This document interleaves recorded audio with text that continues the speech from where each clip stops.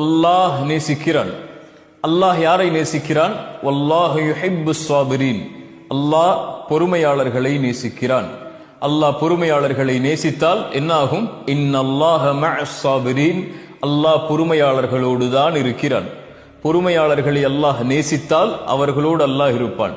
அல்லாஹ் பொறுமையாளர்களோடு இருந்தால் என்ன பயம்? அல்லாஹ் பொறுமையாளர்களை நேசித்தால் என்ன கவலை? என் சகோதரனே, என் சகோதரியே, அல்லாஹ் இந்த உலக வாழ்வில் என்னையும் உங்களையும் மட்டுமல்ல, அல்லாஹ் படைத்த எல்லோர்களையும் அல்லாஹ் சோதிப்பான். வலனபுலுவன்னக்கும், படைப்புகளை படைக்கும் போதே அவன் சொன்ன செய்தி அது. நிச்சயமாக நான் சோதிப்பேன்.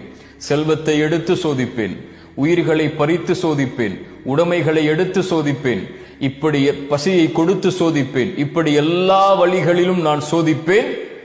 ஆனால் பொறுமையாளர்களுக்கு சொல்லுங்கள் ஒரு செய்தி என்று அல்லாஹ் சொல்லவில்லை.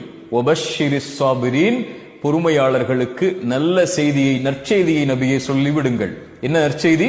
அல்லதீன இதா அஸாபத்துஹும் முஸீபா, அவர்களுக்கு ஏதாவது சோதனை ஏற்பட்டால் அவர்கள் என்ன தெரியுமா சொல்லுவார்கள்?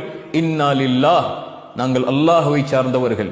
வ இன்னா இலைஹி ராஜிஊன், அவனிடத்தில் தான் நாங்கள் செல்ல இருக்கிறோம். எங்களை படைத்தவன் அவன், எங்களை மரணிக்க செய்பவனும் அவன்தான். அவனுடைய நாட்டத்தை மீறி எங்களுடைய வாழ்வில் எதுவும் நடக்க